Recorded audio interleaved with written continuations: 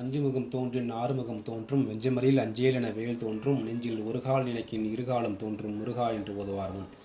ஓம் சரவண பவ. நண்பர்கள் அனைவருக்கும் வணக்கம். இன்று நம்ம பார்க்க போகிற பதிவு குரு பயிற்சி 2024 சிம்மராசி. சிம்மராசிக்கு குரு பயிற்சி எப்படி இருக்குன்னு பார்ப்போம்.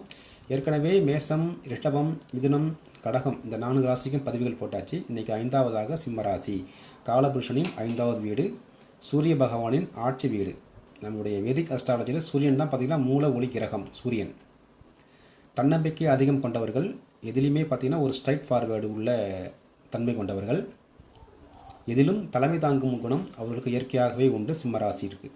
அந்த சிம்மராசிக்கு பார்த்திங்கன்னா இப்போ அந்த வருட கிரகங்கள் பார்த்திங்கன்னா ராசிக்கு 7ஆம் பாவத்தில் சனி மூல திரிகோணங்களோடு இருக்கார், கண்டகச்சனிங்கிற அமைப்பில். அடுத்து ராசிக்கு 8ஆம் பாவத்தில் ராகு பகவான், ராசிக்கு 2ல் கேது. இப்போ மே 1ஆம் தேதி அன்னைக்கு உங்களுடைய பாக்கியஸ்தானமான 9ஆம் பாவத்திலிருந்து 10ஆம் இடமான தொழில் கர்மஸ்தானத்துக்கு குரு பகவான் பயிற்சி ஆகிறார். 10ஆம் இடம் தான் பார்த்தீங்கன்னா ஒரு தொழில் ஸ்தானம். அதில் ஒரு இயற்கை சுபர் குரு அங்கே வர்றது தொழில் வகையான முன்னேற்றங்கள், விருத்திகள் கண்டிப்பாக உண்டு. குரு தான் இருக்கும் பாவகத்தை வளப்படுத்துவார் என்கிற அமைப்பில் பார்த்தீங்கன்னா தொழில் நல்லாயிருக்கும். அது சார்ந்த வருமானம் கண்டிப்பாக உண்டு. வருமானம் நல்லாயிருக்கும். அடுத்து பார்த்திங்கன்னா குரு தன்னுடைய 5ஆம் பார்வையால் ராசிக்கு 2ஆம் இடமான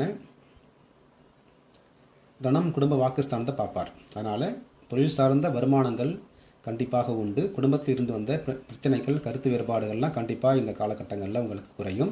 அப்புறம் கொடுத்த வாக்கை காப்பாற்றல் போன்ற தன்மைகள்லாம் இங்கு கண்டிப்பாக உண்டு.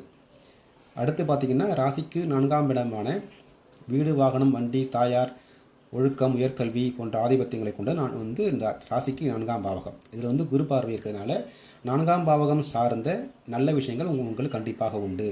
தாயார் மூலியமான இருந்த சொத்துக்கள்லாம் இப்போ சில பேருக்கு வரலாம்.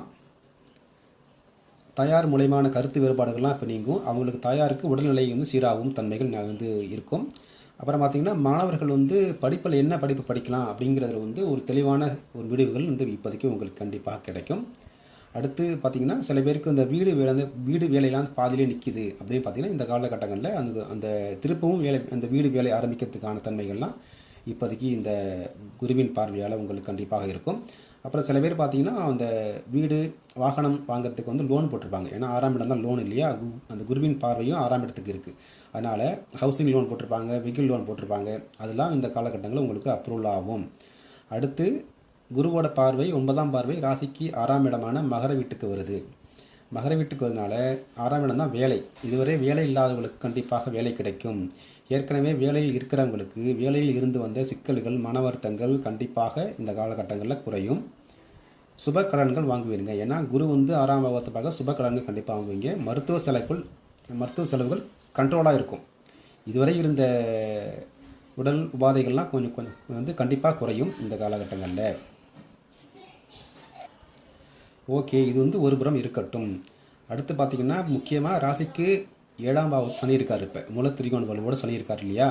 இதுவரை ராசிக்கு 9ஆம் பாவத்திலிருந்து 5ஆம் பார்வையாக உங்கள் ராசியை பார்த்த குரு இப்போதைக்கு 10ஆம் பாவத்து மாறிட்டார். இப்போ 10ஆம் பாவத்துக்கு மாறதுனால அவரோட பார்வை உங்களுக்கு கிடைக்காது, ராசிக்கு கிடைக்காது. இப்போ சனி மட்டும்தான் உங்களுடைய ராசியை பார்க்குறாரு இல்லையா. அதனால் சில முடிவு எடுக்கிறதுல சில குழப்பங்கள், ஒரு மனநிலை கண்டிப்பாக இந்த சனி பகவான் உங்களுக்கு கொடுப்பார். அதனால் எந்த விஷயத்திலும் கொஞ்சம் கவனமாக இருங்க. தொழில் சார்ந்த விஷயங்களில் ஒரு பெரும் பண முதலீடு போட்டு எதுவுமே செய்ய வேணாம். ஏன்னா ராசிக்கு 8ஆம் பாவத்தில் ராகு இருக்கார். ராகு தான் பார்த்திங்கன்னா ஒரு ஆசையை துண்டும் கிரகம். தேவையில்லாமல் நம்ம ஒரு இதில் அகலக்கால் வச்சுட்டு அது பிறகு நம்ம வருத்தப்படும் இல்லையா. அதேமாதிரி தன்மைகள் ராகு கொடுப்பாரு. அதனால் தொழில் சார்ந்த விஷயங்களில் கவனமாக இருங்கள்.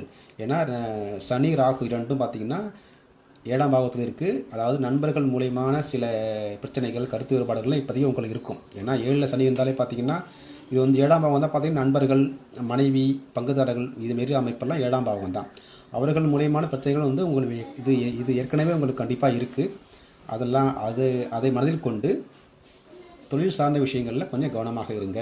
ஏன்னா 8ஆம் பாவத்தில் ராகு இருக்கிறதுனால ஒரு பெரும் ஆசையை தூண்டி உங்களுக்கு அதில் லாக் பண்ணுற வாய்ப்புகள் அதிகம். அதனால் தொழில் சார்ந்த விஷயங்களில் அகலக்கால் வைக்காமல் இப்போ இருக்கிறது அப்படியே நீங்கள் கொண்டு போனீங்கனாலே போதும், நல்லாயிருக்கும். மேலும் பார்த்திங்கன்னா உங்களுக்கு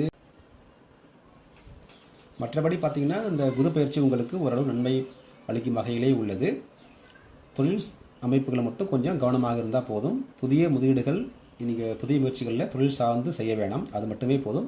மற்றபடி நீங்கள் இருக்கிற இதை நீங்கள் அப்படியே கண்டினியூ பண்ணிருந்தாலே போதும். எந்த வித நெகட்டிவும் உங்களுக்கு கண்டிப்பாக இருக்காது. மிகச் சிறப்பாகவே இந்த ஆண்டு உங்களுக்கு இருக்கும். மேலும் அடுத்த ஆண்டு உங்களுக்கு அஷ்டம சனிங்கிறது அமைப்பு ஆரம்பிக்கிறதுனால இது போன்ற நான் புதிய முயற்சிகள்லாம் செய்ய வேணாம்னு சொல்கிறேன். அதை மனதில் வைத்துக்கொண்டு நீங்கள் செயல்பட்டாலே போதும். இந்த வருடம் உங்கள் மிக சிறப்பாகவே இருக்கிறது சிம்ம ராசிக்கு. மீண்டும் அடுத்த பதிவில் சந்திப்போம். நன்றி, வணக்கம் நண்பர்களே.